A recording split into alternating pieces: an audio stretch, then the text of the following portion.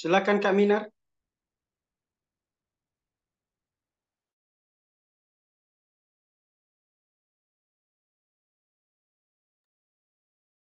Mikrofonnya belum dinyalain. Maaf.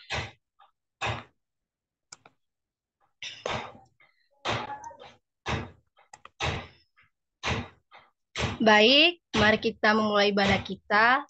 Sebelumnya, saya sapa kita semua. Shalom, selamat malam. Shalom, selamat Shalom, malam. selamat malam.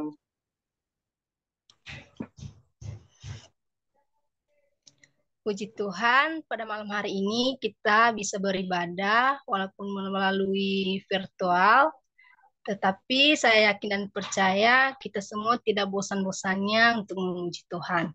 Untuk itu, mari kita berteduh sejenak.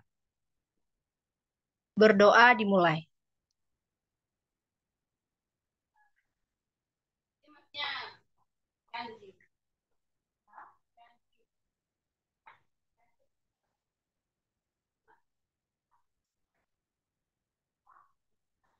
Berdoa selesai.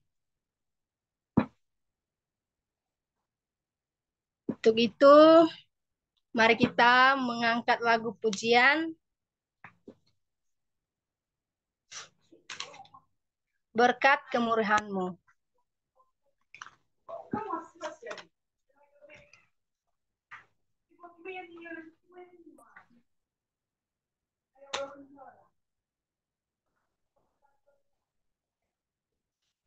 Kau hiasi kehidupanku dengan kemurahan-Mu.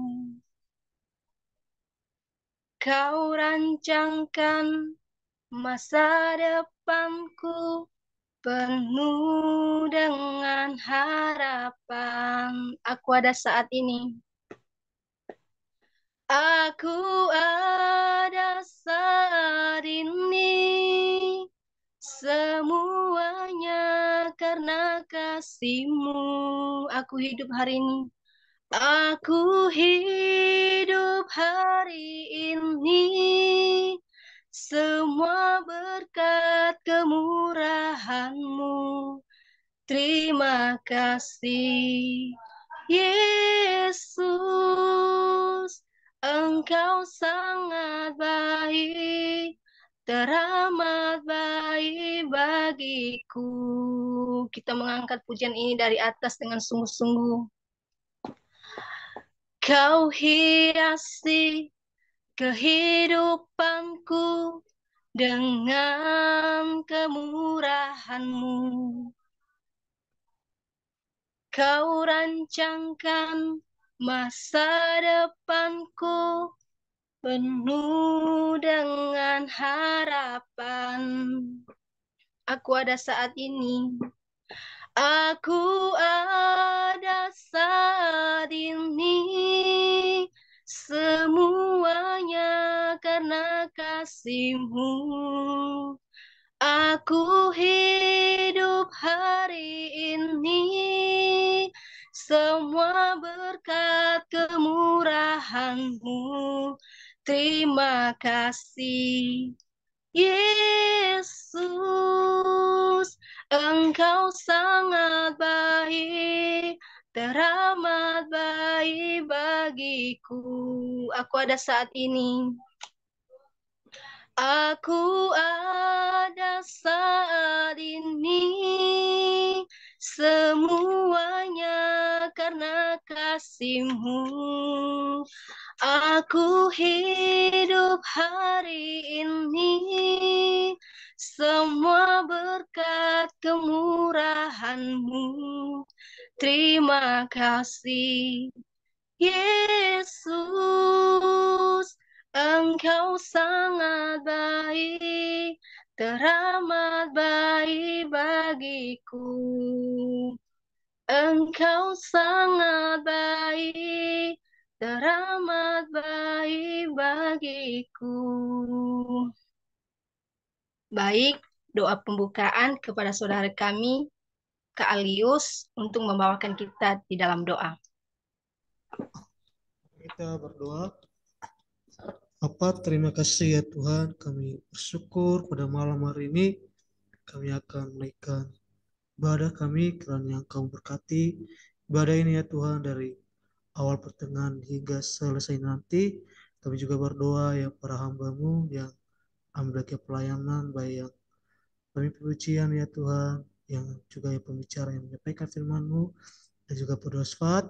Tuhan Engkau rapi dalam nama Yesus, dan kami juga berdoa buat teman-teman kami yang masih belum join bersama dengan kami, dan yang Engkau memberkati mereka. Terima kasih ya Tuhan, kami serahkan ibadah ini ke dalam tangan-Mu, di dalam nama Yesus, haleluya, amin. Masih bersuka cita? Amin. Amin, amin, amin. Baik, mari kita mengangkat lagu sukacita kita dengan judul Layak Dipuji Disembah. Alam semesta melukiskan kebesaran Tuhan, bumi dan surga menyanyikan kemuliaan nama-Mu, Hosana, Hosana. Layak dipuji disembah, Kaulah yang bertata dulu, sekarang, dan selamanya. Raja atas segala raja, nama-Mu besar termulia. Mari kita mengangkat lagu ini dari atas.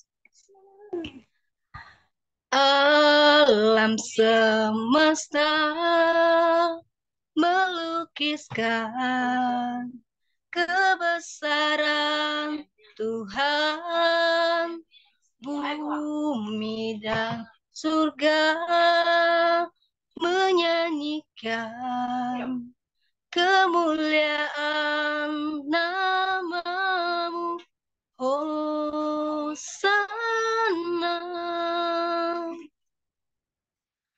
Hosana. Layak dipuji disembah, Kaulah yang bertata dulu, sekarang, dan selamanya. Raja atas segala raja, nama-Mu besar termulia. Layak dipuji disembah, layak dipuji disembah, Kaulah yang bertata dulu, sekarang, dan selamanya. Raja atas segala raja, nama-Mu besar termulia. Haleluya. Mari kita mengangkat satu pujian lagi dengan judul Yesus Jalan Kebenaran.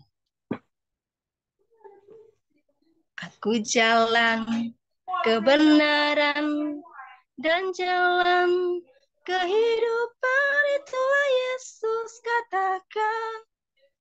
Aku percaya, amin. Di dalam nama-Nya ada keselamatan kekal. Aku jalan kebenaran, aku jalan kebenaran dan jalan kehidupan, itulah Yesus katakan. Aku percaya, amin. Di dalam nama-Nya ada keselamatan kekal. Glory, haleluya. Glory, haleluya. Glory, haleluya. Glory, haleluya. Glory, haleluya. Di dalam nama-Nya ada keselamatan kekal. Aku jalan kebenaran, aku jalan kebenaran, dan jalan kehidupan, itulah Yesus katakan. Aku percaya, amin. Di dalam namanya ada keselamatan kekal. Glory haleluya. Glory haleluya. Glory haleluya. Glory haleluya. Glory haleluya. Di dalam namanya ada keselamatan kekal. Puji nama Tuhan. Baik, sebelum kita mendengarkan firman Tuhan, mari kita mengangkat lagu pujian Kau Bapa yang Mengasihiku.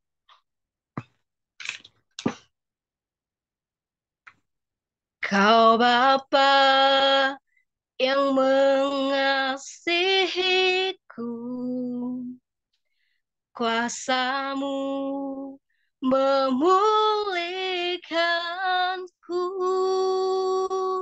hati yang baru Kau berikan, untukku dapat melihat rencana-Mu indah bagiku.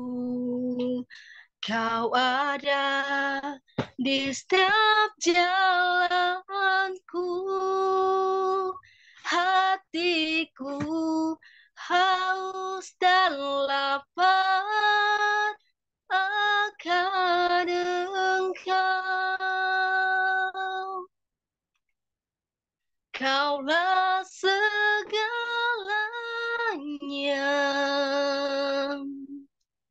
di dalam hidupku. Kerajaan-Mu, kebenaran-Mu, itu bagianku.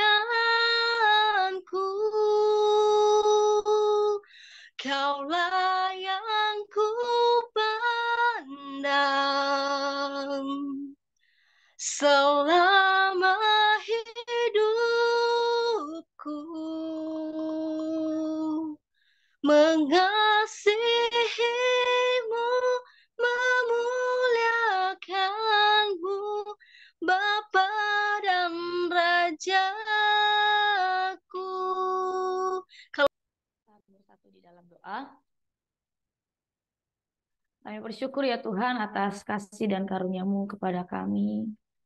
Hanya karena pertolongan Tuhan saja kami boleh ada sebagaimana kami ada pada hari ini. Kami bersyukur untuk waktu dan kesempatan yang indah yang Tuhan berikan kepada kami, di mana kami boleh berkumpul bersama-sama melalui Zoom ini ya Tuhan. Terima kasih ya Tuhan. Sekalipun kami berada di tempat yang berbeda, di kegiatan yang berbeda-beda, namun Tuhan satukan kami untuk selalu bersekutu bersama dengan Tuhan melalui ibadah malam hari ini. Terima kasih ya Tuhan, terima kasih. Ya, sebentar lagi kami akan mendengarkan firman Tuhan.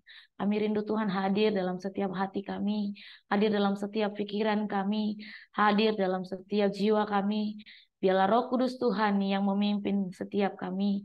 Biarpun yang kami dengarkan itu boleh kami mengerti, boleh kami tanamkan dalam setiap hati kami.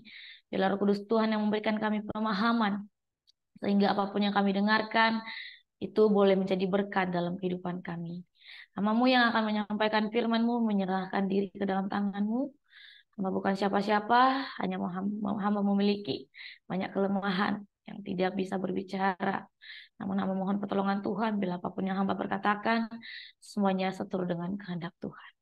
Terima kasih ya Tuhan, terima kasih. Berfirmanlah bagi kami, maka kami siap untuk mendengarkannya. Dalam nama Tuhan Yesus kami berdoa. Haleluya. Amin. Shalom saudaraku. Shalom. Shalom, shalom. Teman-teman Shalom. shalom. Baik, Luar perkenalkan biasa. sebelumnya saya Perkenalkan diri ya terlebih dahulu. Pepatah mengatakan tak kenal maka tak sayang. Iya. Perkenalkan, nama saya Nismawarni Zanroto. Saya dari Nias, yaitu Gide. Niha Gide, Moroiba Sogai Adu. Jadi Siap. uh, ada orang Sogai Adu di sini. Oh, ada. Kemarin saya bertemu dengan ketua dari Komsel Kemenangan NYG di pesawat ya. Beliau teman kita, Kak Alius, pulang ke Nias karena berduka. Saya pulang ke Nias juga karena ada pelayanan mission trip di Nias. Jadi bertemu dan berpisah di bandara ya. Pas pulang kebetulan bertemu lagi dengan Kak Alius. Awalnya hanya sekedar sapa saja. Ternyata kita tetangga sebelah lah, sama satu kecamatan. Jadi saya Tagaramba, saya di Sungai Adunya. Jadi saya Tagaramba di mana ya Kak? Sorry maaf, di Gide ya. Kali orang Gide Jadi juga.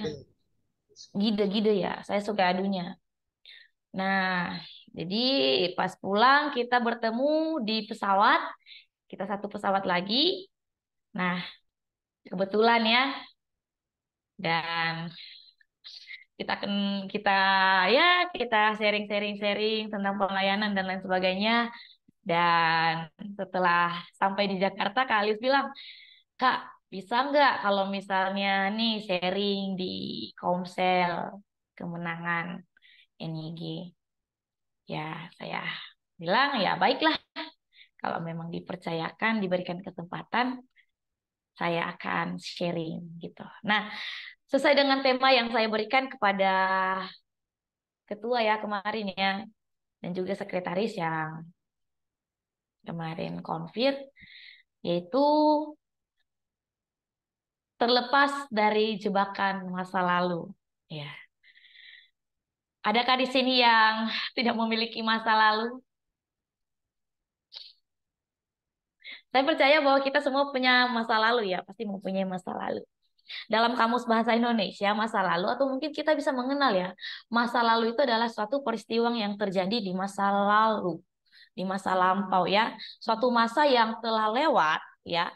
Istilah yang biasa digunakan itu menunjukkan bahwa suatu peristiwa yang terjadi sebelum eh, ada titik yang sekarang ini. Misalnya sebelum ada masa sekarang, maka sudah terlebih dahulu ada yang namanya masa lalu. Ya, dalam waktu yang tertentu, entah 10 tahun yang lalu, bahkan di 2 tahun yang lalu, 1 tahun yang lalu, 1 minggu kemarin, bahkan hari kemarin, bahkan tadi bisa kita katakan masa lampau karena sudah terjadi sebelum waktu yang sekarang. Gitu ya. Nah, saya percaya bahwa setiap kita yang hadir pasti punya masa lalu ya. Kita punya masa lalu, benar? Benar, kalau ada kasih jempolnya aja dong. Karena pasti nunggu satu-satu jawabannya pasti lama. Ya, saya percaya bahwa kita pasti punya masa lalu, entah itu baik, masa lalu yang baik, atau itu masa lalu yang buruk. Ya, tak sedikit kita pasti punya masa lalu yang buruk, entah itu dengan keluarga kita, entah itu dengan teman-teman kita, atau mungkin dengan mantan kita yang sekarang kita sebut masa lalu. Ya, mantan adalah masa lalu karena hubungan yang yang sudah lampau dengan dia. Ya, setiap orang pasti pernah ya berada di masa lalu. Teman-teman pasti pernah berada di masa lalu. Ya, karena tidak mungkin kita bisa mengatakan sekarang saya ada hari ini, hari kemarin tidak pernah ada gitu. Ya nggak mungkin.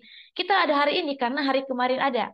Ya, jika hari ini kita berkata aku ada di hari kemarin, itu pasti karena saudara adanya di hari ini gitu. Kalau ada saudara bilang saya adanya di hari kemarin, ya nggak mungkin karena saudara adanya di hari ini gitu ya. Ya, tapi kalau misalnya saudara bilang hari ini saudara bilang, teman-teman bilang hari ini, besok saya pasti ada. Apakah saudara yakin besok saudara masih ada gitu? Ya pasti kita tidak bisa mengatakan hal itu karena itu masih belum terjadi, ya kan? Karena masih belum terjadi. Nah, jadi mungkin hanya bisa seperti Doraemon saja ya, yang bisa dia datang di masa depan gitu. Hanya kartu Doraemon yang mungkin pernah, dan mungkin yang pernah nonton kartun-kartun Doraemon, yang suka dengan Doraemon pasti pernah nonton nih, bahwa sosok itu, maksudnya kartun itulah yang suka bolak-balik masa depan, masa lampau, dia suka-sukanya aja, ngajak Nobita dan lain-lain sebagainya. Nah, saudaraku yang terkasih, apa sih yang dimaksud dengan terjebak masa lalu? Mungkin ini sedikit menarik, namun ini akan sedikit membawa kita ke pemikiran masa lalu dalam berbagai hal. Mungkin sekarang teman-teman pemikirannya fokusnya membayangkan masa lalunya gitu ya. Membayangkan peristiwa-peristiwa, entah itu peristiwa yang indah, entah itu peristiwa yang buruk, entah itu peristiwa yang mungkin sangat-sangat mengesankan dalam setiap pribadi kita. Nah, saudaraku yang terkasih, terjebak masa lalu yang saya maksudkan dalam hal ini yaitu suatu keadaan atau suatu masa di mana kita sudah berada di masa sekarang, tapi kita masih terikat dengan masa lalu kita. Ya, itu namanya terjebak. Kita sudah berada di masa sekarang, tetapi kita masih terikat dengan yang namanya masa lalu. Ya, di mana masa lalu itu masih terus berpengaruh kuat di dalam kehidupan kita. Sekalipun kita sudah berada di masa yang sekarang, ya.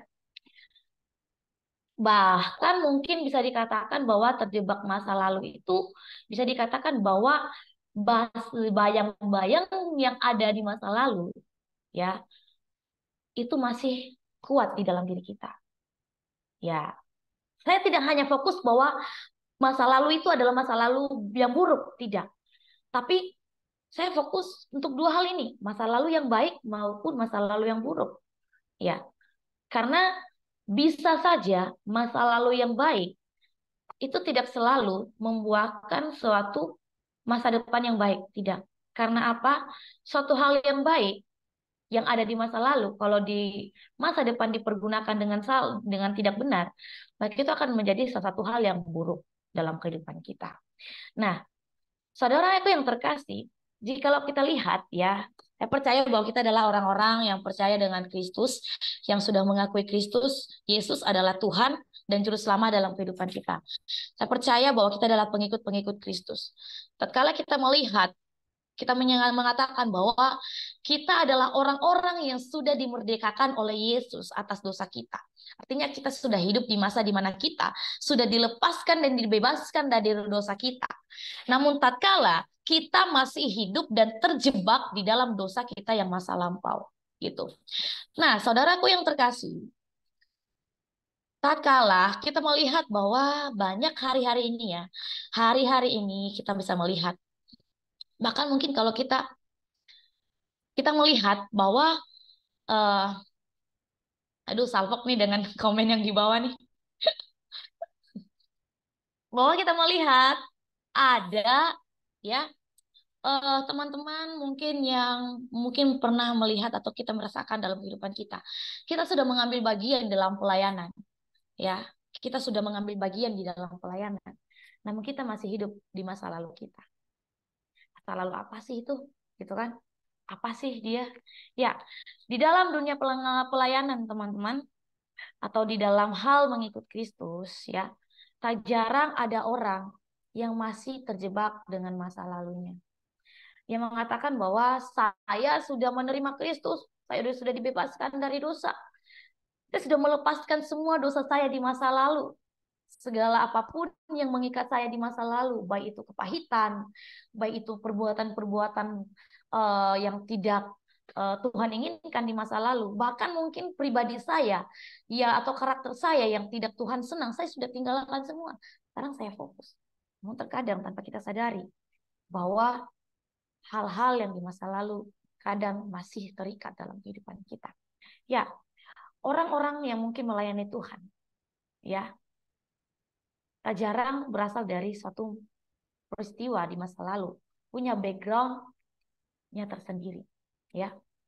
Mungkin ada seseorang yang pernah dihina, ya, pernah direndahkan dan lain sebagainya. Terus saat dia terjun dalam dunia pelayanan, saat dia hidup di dalam Kristus, ia membanggakan dirinya dengan hal itu. Kenapa? Itu menjadi motivasinya dia. Motivasinya dia untuk apa? Untuk menunjukkan bahwa kalau misalnya dia sudah berhasil mencapai puncak kesuksesannya, maka ia mengatakan bahwa saya sudah berhasil. Saya bangga. Saya berhasil, saya bisa menunjukkan bahwa saya bukan orang yang bisa direndahkan. Saya bukan orang yang sama seperti dulu, yang bisa dihina-hina seperti begitu. Saudara yang terkasih, ini berbicara soal pelayanannya. Berbicara soal pelayanan saat kita tampil, saat kita bisa berkata begitu, maka kita masih sama seperti kita yang dulu. Kita tidak jauh berbeda dengan kita yang dulu. Kalau dulu kita dihina, ya kita katakan kita dihina, tapi sekarang saudara menganggap bahwa saudara bisa karena bisa menunjukkan bahwa saudara bisa, itu adalah sebuah perkataan yang bisa mengatakan dalam kutip kesombongan dalam hal begitu ya. Namun ada juga orang yang sudah pelayanan, namun dia masih memiliki sikap hidup yang di masa lampau. Misalnya begini teman, kita sudah hidup sebagai anak-anak Kristus, seorang anak Allah, ya, yang hidup sebagai seorang yang penuh dengan kasih, di mana Allah kita adalah kasih, maka kita harus hidup sebagai anak-anak yang penuh dengan kasih, anak-anak yang taat. Saat kita sudah menerima Tuhan, maka kita diakui sebagai anak-anak Allah, maka kita artinya sudah harus seturut sepadan dengan apa yang Tuhan inginkan gitu ya. Harus sesuai dengan apa yang Tuhan inginkan, yang Allah inginkan. Namun tatkala kita sudah menyadari bahwa perbuatan-perbuatan yang kita perbuat itu tidak menyenangkan hati Tuhan, kita sudah mengerti, kita sudah pahami, namun kita masih melakukannya gitu. Misalnya nih, contohnya nih, kita tahu bahwa rokok itu tidak baik bagi kesehatan, ya kan? Rokok itu tidak baik bagi kesehatan. Nah, kita sudah berhenti. Saya udah tahu itu nggak bagus bagi kesehatan. Tapi karena tadi masih belum bisa terlepas, masih nyicip lagi gitu ya. Atau misalnya nih, pemuda-pemuda yang kita lihat di luar sana sudah tahu bahwa mabuk itu adalah suatu hal yang tidak baik gitu ya. Minum boleh, tapi mabuk jangan gitu ya. Minum boleh. Kita bakal mengatakan bagaimana tidak bisa minum gitu ya. Kita tidak bisa mengharamkan sebuah alkohol. Tapi kalau mengkonsumsinya dalam hal berlebihan, maka itu adalah sesuatu hal yang tidak baik gitu. Jadi minum boleh, berarti mabuk jangan gitu. Bukan berarti teman-teman bisa bebas minum karena katanya boleh gitu, enggak. Tapi kita bisa minum nyicip tapi bukan berarti kita harus hidup seperti orang-orang yang hidupnya harus dipenuhi dengan alkohol terus setiap hari, enggak. Nah, kalau orang-orang seperti begitu ya, orang-orang seperti begitu masih mengatakan bahwa saya ini sudah anak Tuhan, saya ini sudah hidup dalam pelayanan. Tapi di luar, kalau nggak yang namanya pelayanan, hidupnya masih sama seperti anak-anak muda di luar sana. Nah, saya tidak menjudge bahwa di sini kita hidup dalam hal-hal yang seperti itu ya, tidak. Saya hanya memberikan beberapa contoh saja. Nah, saya tidak menjudge teman-teman bahwa teman-teman di sini seperti itu, tidak ya, tidak.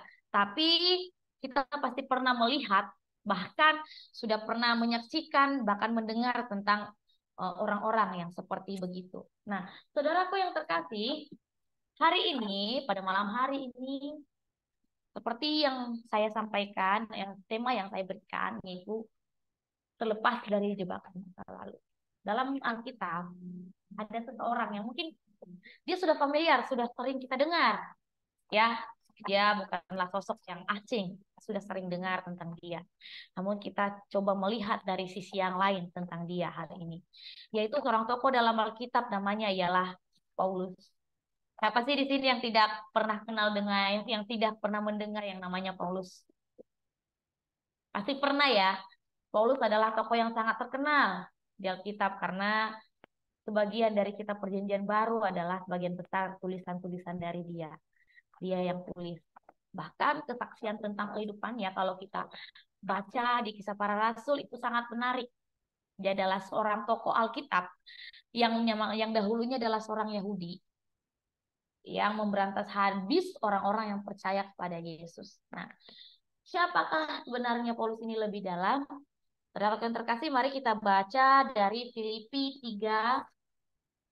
pasal 3 ayat 1 sampai 16. Ketua mohon izin bertanya, apakah kita bisa membaca keseluruhan ayat ini atau dipersingkat?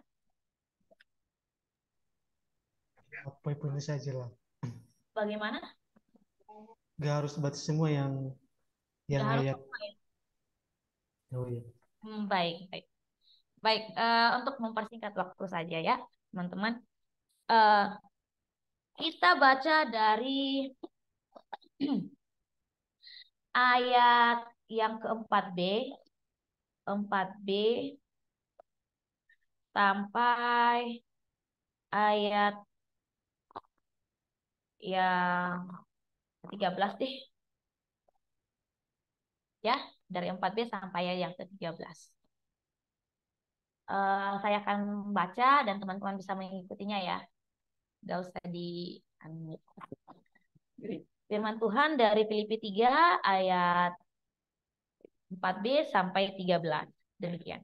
Jika ada orang lain menyangka dapat menaruh percaya pada hal-hal lahiriah, aku lebih lagi. Disunat pada hari ke-8 dari bangsa Israel, dari suku Benyamin, orang Ibrani asli.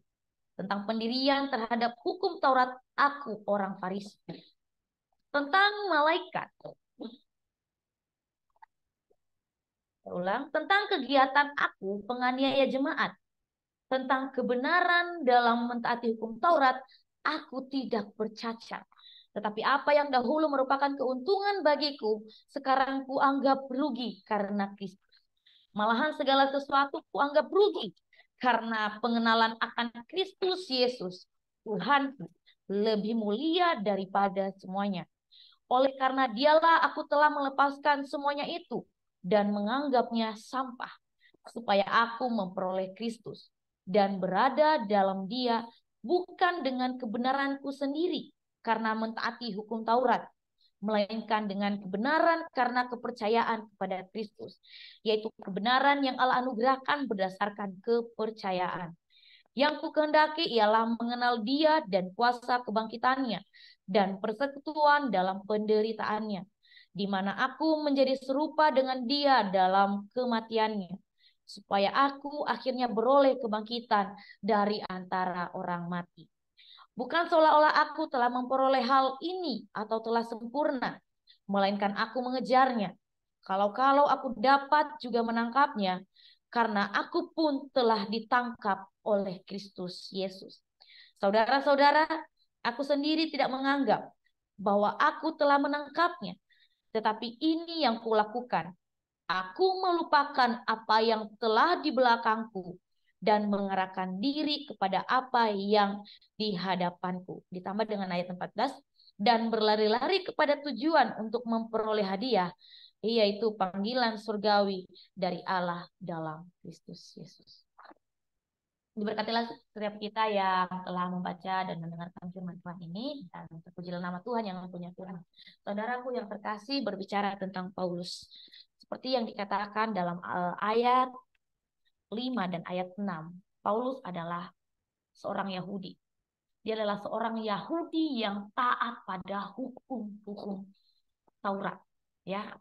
Dimana kalau kita baca dalam Kisah Para Rasul, ya, di sana dia melakukan penindasan terhadap orang-orang yang percaya kepada Kristus. Dia melakukan penganiayaan, dia membunuh orang-orang yang percaya kepada Kristus.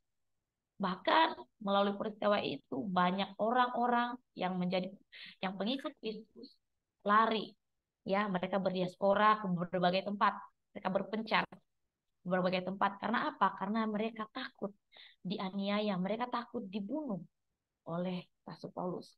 Sekalipun pada akhirnya kita melihat Ya, kalau kita membaca, kita melihat di sana bahwa seperti yang dia katakan tadi bahwa Paulus ditangkap oleh Yesus Kristus. Paulus ditangkap bukan berarti di borgol terus masuk ke penjara, enggak ya.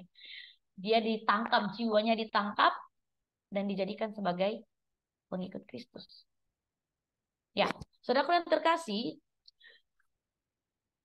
jika kita lihat bahwa seorang Yahudi, apa sih yang dia banggakan dari seorang Paulus? Ya, masa lalu Paulus adalah masa lalu yang sangat-sangat, kalau kita nilai dari nilai yang sekarang nih, dia adalah orang-orang yang sangat-sangat punya jabatan ya pada waktu itu.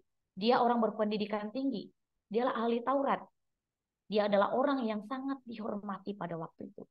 Dia berasal dari suku yang besar, suku Benyamin. Ya, suku Benyamin. Suku Benyamin adalah suku yang sangat dihormati. Ya, bisa dikatakan suku yang dihormati pada di antara 12 suku Israel pada waktu itu. Nah, jika kita melihat bahwa apa sih kurangnya Paulus ini? Apa sih kurangnya Paulus ini? Apakah dia seorang yang pendosa? Dia melakukan penganiayaan. Itu karena apa? Karena apa yang dia baca, apa yang dia pelajari, ya, apa yang dia pahami tentang apa yang ditulis dalam hukum Taurat, itu dia rasa benar, itu dia pikir benar, ya. Pengalaman yang dialami oleh Paulus di masa lalu, dia menganggap bahwa pemahaman, pendidikan, ilmu yang dia dapatkan selama ini itu adalah pengajaran yang benar. Sehingga pada waktu sewaktu Yesus menyatakan bahwa dirinya adalah Tuhan, maka orang-orang Yahudi, ahli-ahli Taurat, menganggap bahwa Yesus adalah orang yang mengaku-ngaku diri sebagai Tuhan. Ya, sehingga dia katakan bahwa Yesus itu adalah penjahat. Dia tidak pantas untuk diikuti oleh banyak orang. Dia tidak layak disebut sebagai sebagai Tuhan. Karena apa? Karena dia anak manusia. Bahkan pada waktu itu jika kita lihat mereka mengatakan bahwa bagaimana mungkin Yesus dijadikan sebagai Tuhan. Yesus dijadikan sebagai juru selamat. Dia lahir dari seorang perempuan yang tidak punya suami. Hal-hal seperti itu yang menjadi pengajaran-pengajaran yang mereka pegang pada waktu itu. Tapi setelah kita lihat bahwa Paulus setelah dia ditangkap oleh Yesus Kristus, ya, apa yang dia katakan? Dia mengatakan bahwa jika kita baca ayat 7 dan ayat 8, dia menganggap rugi semuanya hal itu. Artinya, jabatan yang dia miliki, kehormatan yang dia miliki, segala pengajaran yang dia anggap benar tadi, itu dia anggap sampah. Dia anggap sampah. Itu karena apa? Karena dia sudah memiliki pemahaman yang sama seperti Kristus. Ya. Kembali kepada tema kita, saudara yang terkasih, terlepas dari jebakan masa lalu. Bagaimana sih caranya kita agar kita tidak terjebak di masa lalu? Saudaraku yang terkasih, mungkin kita berpadanan dengan kisah dari Paulus ini ya, bahwa Paulus adalah seorang yang seperti dikatakan ahli-ahli Taurat, ya. Saya ulang sekali lagi, dia adalah orang terpandang istilahnya, punya masa lalu yang baik. Namun ternyata saat dia hidup di dalam Kristus, ia melepaskan itu. Bagaimana sih caranya? Gitu. Ya. Yang pertama yaitu memandang segala sesuatu dari sudut pandang Kristus. Menganggap dalam ayat 7 dan 8 itu ada diulang 2 kali. Kuanggap, ya, ayat 7 kuanggap rugi karena Kristus, dan ayat 8 malahan segala sesuatu kuanggap rugi. Apa sih yang menyebabkan dia menganggap rugi? Karena dia sudah menemukan Kristus. Saat kita sudah hidup di dalam Tuhan sebagai anak-anak Tuhan, apakah kita sudah menganggap rugi segala sesuatu yang kita pandang baik? Apakah kita sudah menganggap sampah segala sesuatu yang kita bangga-banggakan dalam kehidupan kita di masa lampau? Saudaraku yang terkasih, Paulus mengatakan bahwa segala sesuatu itu malahan dia anggap rugi. Karena apa? Kehidupan yang dia alami di dalam Kristus bukan kehidupan sama seperti pemikirannya yang ada di masa lampau. Kalau pemikirannya yang ada di masa lampau bahwa ia harus menaati hukum Taurat, ternyata tidak cukup hanya menaatinya saja. Tapi percaya kepada Kristus itu adalah hal yang utama. Nah, saudaraku yang terkasih, pandanglah segala sesuatu dari sudut pandang Kristus. Melakukan segala sesuatu. Terkadang kita sering mengatakan bahwa itu adalah berasal dari pemikiran kita sendiri. Terkadang kita menganggap bahwa kita tidak jauh sama seperti Paulus. Terkadang kita merasa, oh ini benar nih, benar. Saya lakukan yang baik kok, saya berbuat baik. Tapi terkala, apakah kita pernah refleksi diri dari kebaikan yang kita berikan? Misalnya nih, kita berbuat baik kepada orang, kita membantu seseorang. Saat seorang lain, kita minta tolong kepada orang lain, orang yang kita bantu tadi tidak mau tolong kita. Apakah kita merasa kecewa? Saya percaya bahwa tak sedikit dari kita pasti merasa kecewa ya.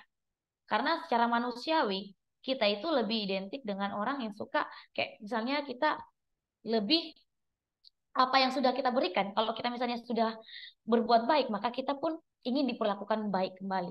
Namun tidak begitu dalam konsep yang Tuhan Yesus ajarkan. Ya, kasih yang Tuhan Yesus ajarkan yaitu kasih yang salah satunya itu kasih tanpa pamrih. Sebenarnya sama seperti Kristus mati bagi kita, dia rela mati di atas kayu salib, memberikan dirinya bagi kita. Apakah dia menuntut yang lain daripada kita? Enggak. Selain daripada apa? Kasihilah sesama manusia sama seperti kamu mengasihi diri kamu sendiri. Kehidupan kita, ya, saudaraku yang terkasih, jikalau kita hanya berpadanan terus dengan apa yang kita pikirkan, ya, menganggap benar apa yang kita pikirkan, tapi tidak menganggap dari sisi pandangnya Kristus, maka kita akan menganggap segala sesuatu itu tidak baik. Bahkan kalau misalnya suatu peristiwa, sesuatu hal yang buruk terjadi dalam kehidupan saudara, maka kalau kita masih menganggap bahwa itu buruk, tidak berpandangan pada pemikirannya Kristus, tidak berpandangan pada pandangannya Kristus, maka kalau misalnya kita terjadi hal buruk, ada peristiwa terjadi dalam kehidupan kita, maka pasti kita akan mengatakan bahwa Tuhan kenapa sih harus terjadi gitu? Kenapa sih nggak terima Tuhan gitu? Tapi pasti kita mengeluh. Pastinya kita pasti kayak nggak terima. Tapi saudaraku yang terkasih, jika sesuatu hal terjadi dalam kehidupan kita, baik itu buruk maupun baik, percayalah bahwa kalau kita pandang itu dari sudut pandangnya Kristus, maka kita melihat bahwa dari setiap peristiwa yang terjadi akan ada suatu rencana Tuhan yang lebih baik dari apapun yang kita alami. Ya, oke. Yang kedua, bagaimana caranya kita untuk bisa terlepas dari jebakan masa lalu, selain dari berpandangan pada pandangannya Kristus, yaitu kita harus mampu untuk melepaskannya. Karena tidak mungkin orang lain mampu untuk melepaskan masa lalu yang ada di dalam diri kita. Karena itu berkaitan dengan pribadinya kita. Kalau hati kita, pikiran kita tidak mau melepaskannya, maka kita tidak akan pernah bisa beranjak dari peristiwa yang mengikat kita di masa lalu. Saudaraku yang terkasih, ada banyak orang mengetahui bahwa masa lalu yang dia alami itu tidak baik dalam kehidupannya. Kesombongan yang ada di masa lalu itu tidak baik untuk diperlakukan dalam kehidupan masa sekarang. Menganggap diri benar itu tidak baik bagi orang-orang yang ada di sekeliling kita. Karena dengan menganggap diri benar, maka kita akan menganggap bahwa orang lain itu salah. Kita yang benar. Saat kita sudah menyadari itu, namun kita masih terus membawa di dalam kehidupan kita, maka kita tidak akan bisa maju dalam iman kita, maju dalam persekutuan kita, maju dalam kerohaniannya kita. Maka apa yang harus kita lakukan? Kita harus melepaskannya. Bagaimana melepaskannya? Ayat 10 mengatakan, Rasul Paulus mengatakan bahwa yang ku kehendaki ialah mengenal Dia dan kuasa kebangkitannya dan persekutuan dalam penderitaannya, di mana aku menjadi serupa dengan Dia dalam kematiannya. Dilanjutkan ayat selanjutnya. Saudaraku yang terkasih, bagaimana melepaskannya? Kita harus punya target. Kalau misalnya sekarang kita anak-anak muda punya target di tahun ini saya sudah harus naik pelaminan. Ya, pasti kita punya usaha dong. Kalau misalnya kita sudah punya planning, kita targetkan umur 26, saya sudah harus menikah. Umur 28, saya sudah harus menikah.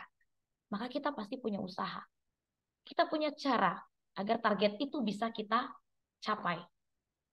Kalau misalnya tahun ini saya harus lulus kuliah, saya harus lulus sekolah, maka kita punya target. Lulus tahun ini berarti kita harus belajar, gitu kan? Saudaraku yang terkasih, segala sesuatu yang namanya target pasti ada usaha di baliknya. Kalau kita mau melepaskan tapi kita tidak punya target ke depannya, maka ke depannya pun kita pasti akan terus mengulang-ulang apa yang kita hidupi di masa lalu kita. Ya. Kalau kita tidak mau melepaskannya, Rasul Paulus hanya ingin mengenal Tuhan dalam kehidupannya. Dia katakan yang dia kejar itu, yang dia kehendaki hanya mengenal Tuhan.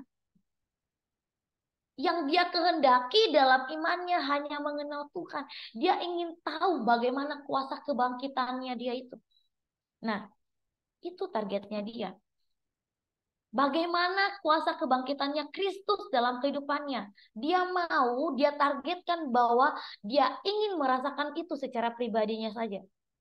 Sehingga saat dia mampu mengerti semua hal itu, maka dia mampu melepaskannya. Karena dia punya target untuk mengenal Kristus lebih dalam.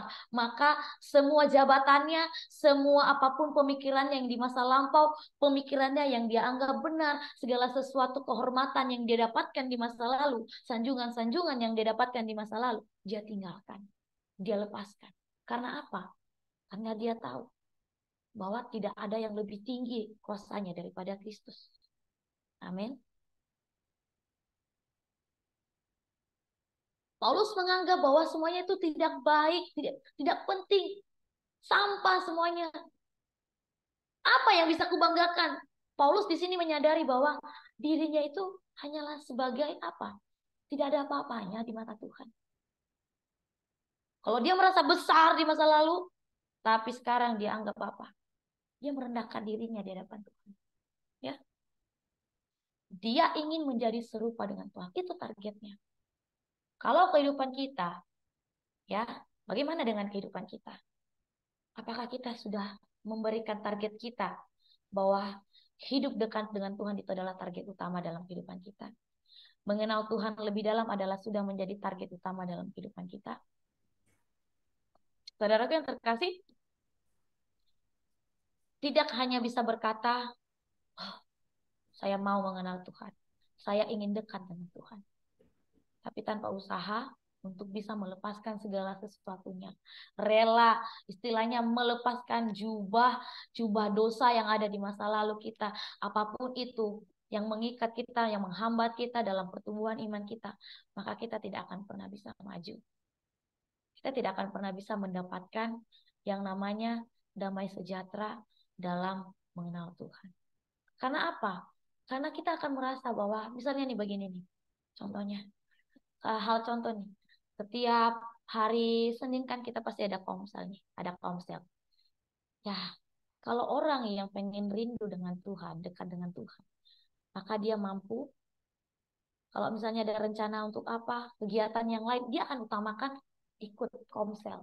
Oh, malam ini ada komsel, aku akan schedule yang ada malam ini itu mending saya reschedule aja di lain waktu, masih bisa dilanjutkan esok atau kapan gitu. Kalau kita sudah tahu bahwa malam ini misalnya ada komsel, maka kita pasti akan mau untuk menolak berbagai hal yang mungkin akan menghambat kita untuk ikut dalam persekutuan ini. Sama halnya dengan target kita untuk bisa mencapai iman kita pada Kristus. untuk bisa melepaskan kehidupan kita yang mungkin yang tidak menyenangkan, bukan mungkin, tapi yang tidak menyenangkan hati Tuhan. Target-target yang seperti itu, ya, kita harus bisa targetkan.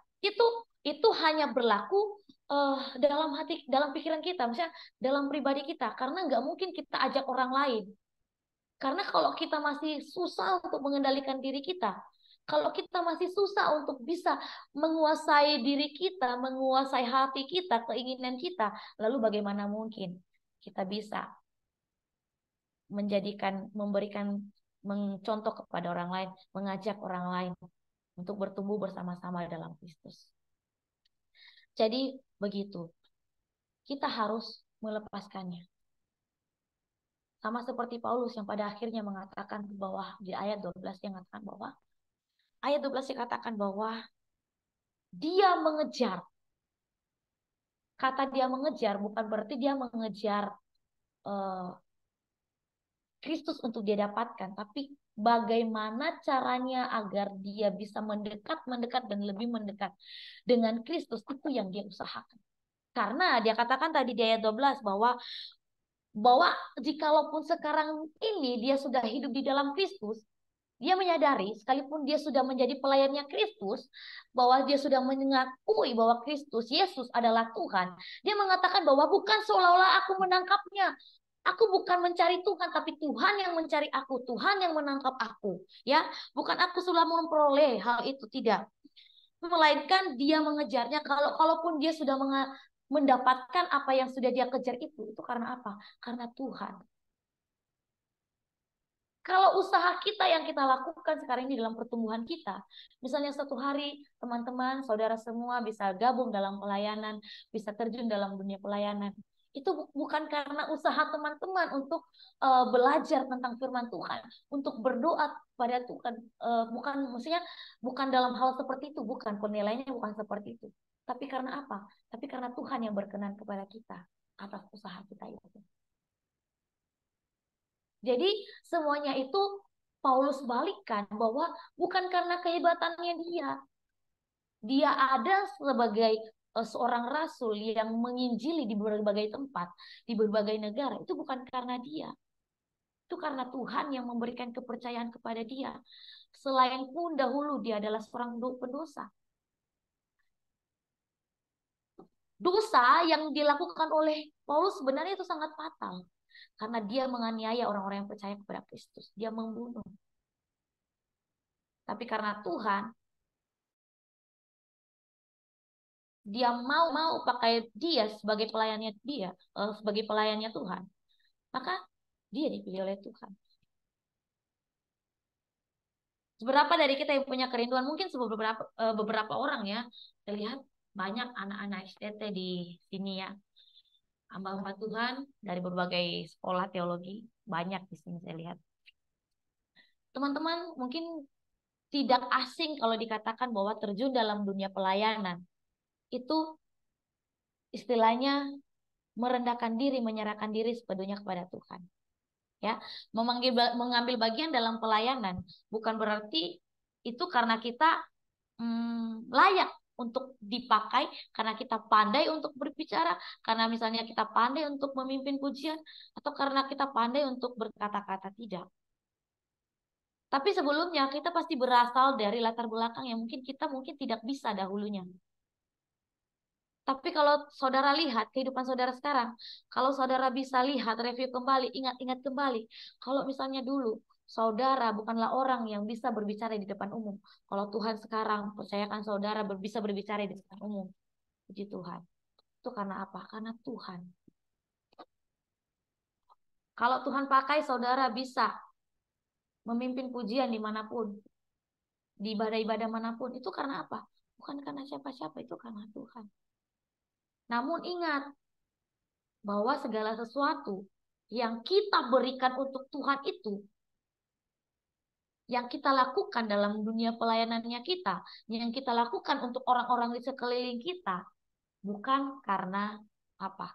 Bukan karena untuk menunjukkan, oh saya bisa. Enggak. Itu sama halnya kita masih sama seperti kita yang dulu. masih orang yang suka membanggakan diri, masih orang yang suka menganggap bahwa diri bisa gitu. Nah, saudaraku terkasih, pikirkanlah mas peristiwa-peristiwa yang ada di masa lalu yang mungkin saat ini masih mengikat saudara, ya, yang mungkin masih mengikat saudara hingga saat ini. Lihatlah Paulus yang berani merubah cara pandangnya. Dia berani melepaskan semuanya itu, sesuatu yang hal dia anggap benar, sesuatu hal yang dia anggap baik, tapi dia berani lepaskan, ya. Semua yang pada awalnya dianggap enak, kehidupan Paulus itu enak pada awalnya, dia hanya bisa memerintah, tapi semuanya pada akhirnya dianggapnya sampah. Jika Paulus Tuhan pakai secara luar biasa, maka percayalah Tuhan pasti akan pakai kita secara lebih luar biasa lagi. Amin. Ya, kita harus percaya bahwa Tuhan pasti akan pakai kita secara luar biasa lagi. Imani dan yakini dalam kehidupan kita bahwa kita pasti akan Tuhan pakai. Intinya, ubah cara pandangnya kita, harus padanan dengan Kristus dan berani untuk melepaskannya. Karena saudara tidak akan pernah bisa maju bersama dengan Kristus. Ingat ya, bahwa kita tidak akan pernah bisa maju bersama dengan Kristus jikalau kita masih menyeret masa lalu kita bersama-sama dengan kita. Kayak gitu. Kita tidak akan pernah bisa maju dalam iman kita kalau kita masih hidup dalam masa lalu kita. Kita tidak akan pernah bisa maju bersama-sama dengan Kristus. Iman kita tidak akan pernah bisa bertumbuh kalau kita masih hidup dalam kehidupan kita yang dahulu. Hidup di dalam dosa, hidup dalam kesombongan, hidup dalam kehidupan yang menganggap diri benar, hidup dalam anggapan-anggapan yang menganggap bahwa orang lain salah, hidup dalam pemikiran-pemikiran bahwa sesuatu hal yang buruk itu adalah suatu peristiwa yang buruk, tidak pernah dianggap baik. Itu salah. Mari pikirkan, mari kita renungkan dalam kehidupan kita. Dan kita renungkan, kita pikirkan bahwa apakah sebenarnya kita sudah bisa berani untuk melepaskannya, atau kita saat ini masih menyeret masa lalu itu dalam kehidupan kita. Jadi, biarlah firman Tuhan yang hidup, yang diseringkan pada malam hari ini, memberkati kita semua. Kita bersatu di dalam doa. Kami bersyukur Tuhan untuk firman-Mu yang boleh kami dengar melalui kehidupan Rasul Paulus dalam Filipi 3 ayat 1 sampai 14. Terima kasih Tuhan sudah mengingatkan kami untuk terus berjalan bersama-sama dengan Kristus. Ajar kami Tuhan agar kami mampu melakukan firman-Mu ini. Ajar kami agar kami menjadi anak-anak muda yang siap untuk melepaskan kehidupan kami di masa lalu. Yang siap untuk merubah cara pandang kami yang dahulunya masih berpadanan dengan apa yang kami pikirkan baik. Sekarang kami akan ubah untuk selalu berpadanan dengan pandangan Kristus. Pimpin kami ya Roh Kudus, mampukan kami. Biarlah setiap kami, fokus kami, kehidupan kami, bisa kami targetkan untuk mengejar kehidupan yang Tuhan inginkan. Pakailah kami Tuhan, setiap kami percaya bahwa kami punya masa depan yang indah di dalam tangan Tuhan. Bahwa kami adalah anak-anak muda yang Tuhan tidak hanya secara kebetulan Tuhan pertemukan melalui ibadah ini. Namun kami percaya bahwa Tuhan punya rancangan yang indah untuk setiap kami. Setiap kami menyerahkan kehidupan kami ke dalam tangan-Mu. Bila Tuhan pakai. Jikalau kami dalam hari-hari ini punya pergumulan, punya banyak hal yang mungkin masih mengikat kami, yang mungkin masih belum bisa membuat kami hidup sama seperti dengan apa yang Tuhan inginkan. Kami mohon Tuhan, berikan kami kemampuan, berikan kami kekuatan, sehingga kami boleh memutuskan rantai-rantai, boleh melepaskan semua ikatan yang telah mengikat kami, sehingga kami bisa berjalan leluasa dengan Kristus, sehingga kami boleh bergerak dengan bebas untuk mengekspresikan iman kami kepada Kristus, untuk mengekspresikan keselamatan kami yang Tuhan telah berikan kepada kami. Terima kasih ya Tuhan, terima kasih. Hamba hanya berbicara sampai di sini. Ya Tuhan, Engkau yang terus bekerja dalam hati, pikiran, dan jiwa setiap anak-anak Tuhan yang telah mendengarkan firman pada malam hari ini.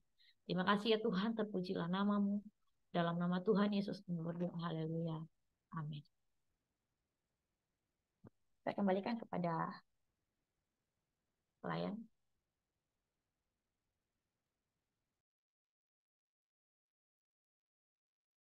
Terima kasih atas firman-Nya yang telah dibawakan oleh hambanya. Semoga menjadi berkat dalam kehidupan kita. Untuk itu, mari kita masuk pada pokok doa syafaat yang dibawakan oleh petugas sekaligus ditutup oleh pengkhotbah. Sebelumnya, mari kita mengangkat satu pujian, satu-satunya yang kuandalkan.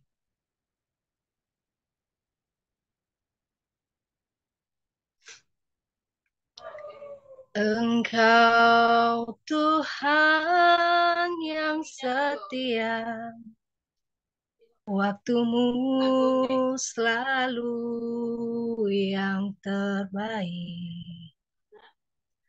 Engkau Tuhan sandaranku, dan ku hanya kan berharap padamu. Satu-satunya yang ku andalkan, satu-satunya yang ku percaya. Engkau sumber kekuatan, sumber pengharapan, sumber kedamaian. Satu-satunya yang ku andalkan,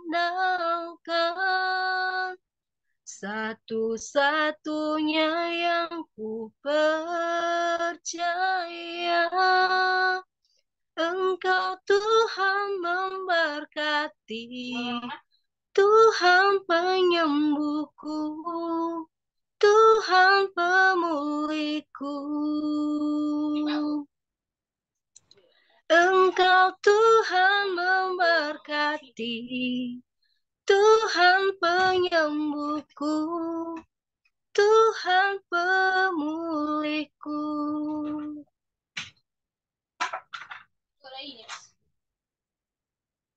Kepada Pondok Syafaat disilakan. Terima kasih untuk kesempatannya. Sebelum kita berdoa pada malam hari ini, mungkin ada dari teman-teman atau pergumulan yang perlu kita doakan bersama-sama pada malam hari ini. Saya persilakan. Mungkin ada yang perlu didoakan. Mari kita doakan bersama-sama di sini, di Zoom pada malam hari ini.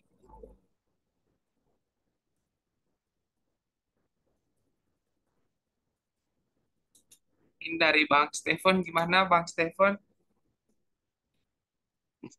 Ya, mungkin doakan teman-teman kita yang nggak bisa join aja supaya supaya minggu depan mereka bisa join. Thank you. Amin. Thank you, Bang. Ini ada dari teman-teman yang lain juga. Dari Pak Ketua, mungkin ada yang perlu kita doakan bareng-bareng di sini. Gak ada bro, Amin ya. doakan aja juga teman-teman kita yang belum join. Oke. Thank you, Pak Ketua. Ini ada lagi dari teman-teman yang lain yang perlu kita doakan bareng-bareng di sini.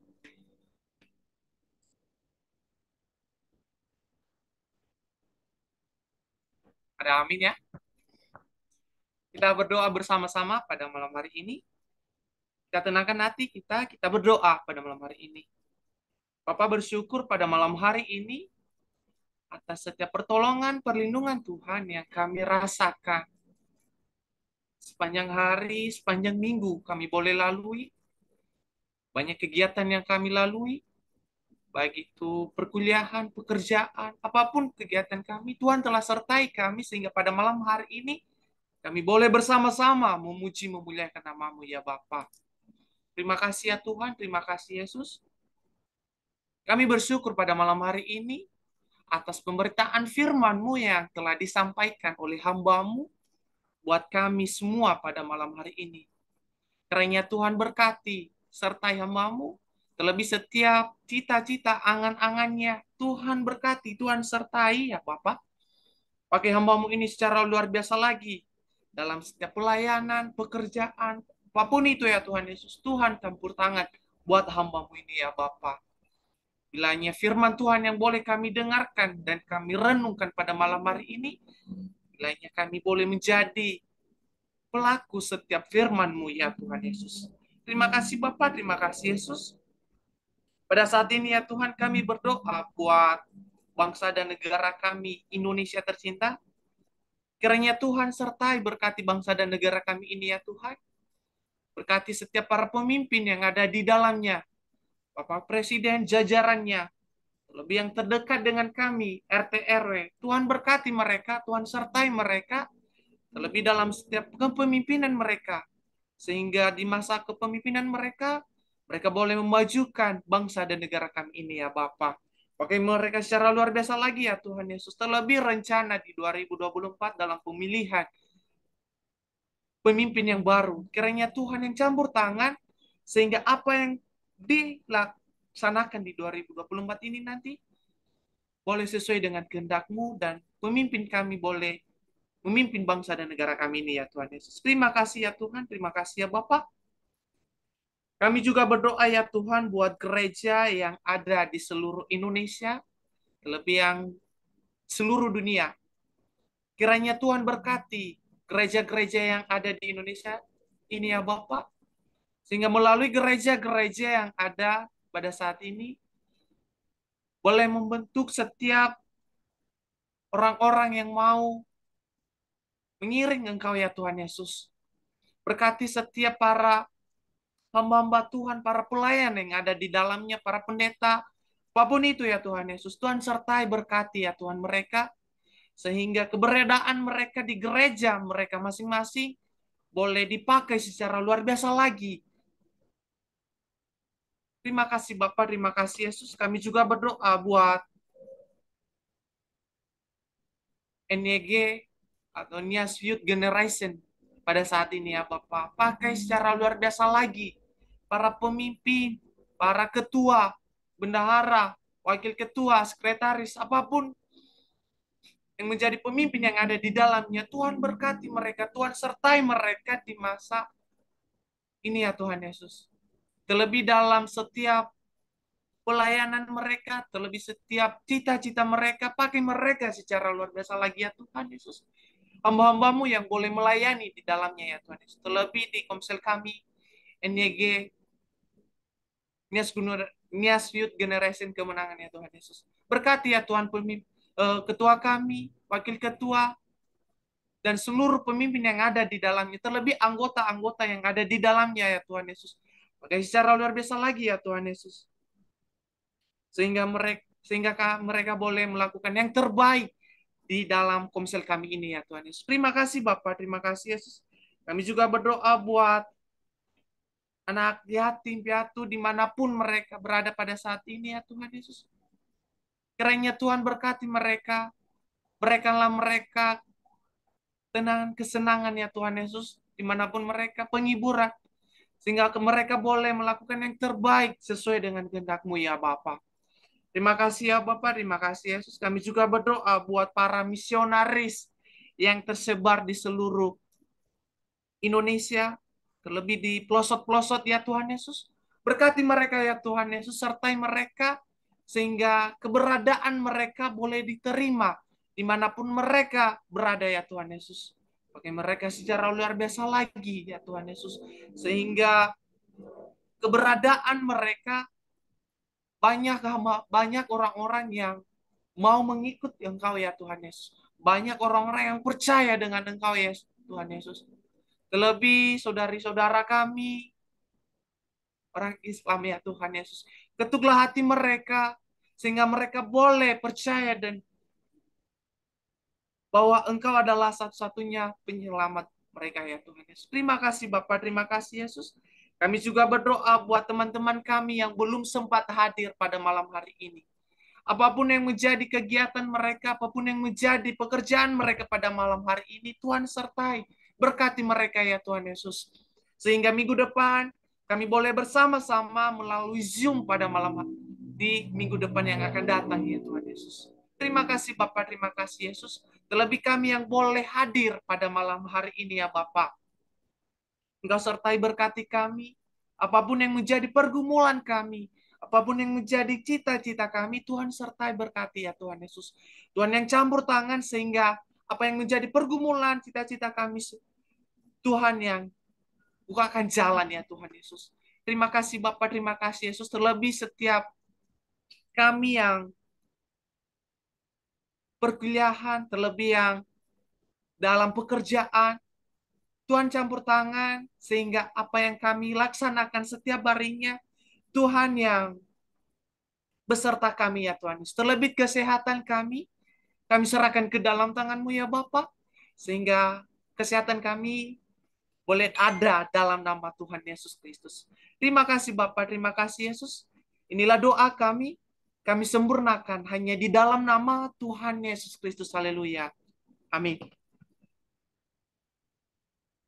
Bapak, kami berterima kasih untuk semua waktu dan kesempatan yang Tuhan berikan kepada kami di malam hari ini. Kami akan tutup ibadah kami. Kami bersyukur karena Tuhan telah menolong kami. Yang kami boleh menyelesaikan semuanya rangkaian pelayanan kami pada malam hari ini. Terima kasih Tuhan, terima kasih. Tidak ada yang bisa kami memberikan kepada Tuhan selain ucapan syukur. Kami rindu, biarlah setelah kami menyelesaikan persekutuan ini, biarlah Tuhan Engkau yang terus bersama-sama dengan kami. Kiranya Tuhan menjadikan malam hari ini Tuhan, kalau kami sebentar lagi akan beristirahat, menjadikan malam hari ini menjadi malam yang indah buat kami, tempat bagi kami untuk beristirahat di tempat kami masing-masing. Tuhan berkati malam ini supaya kami dapat diberikan tidur yang nyenyak.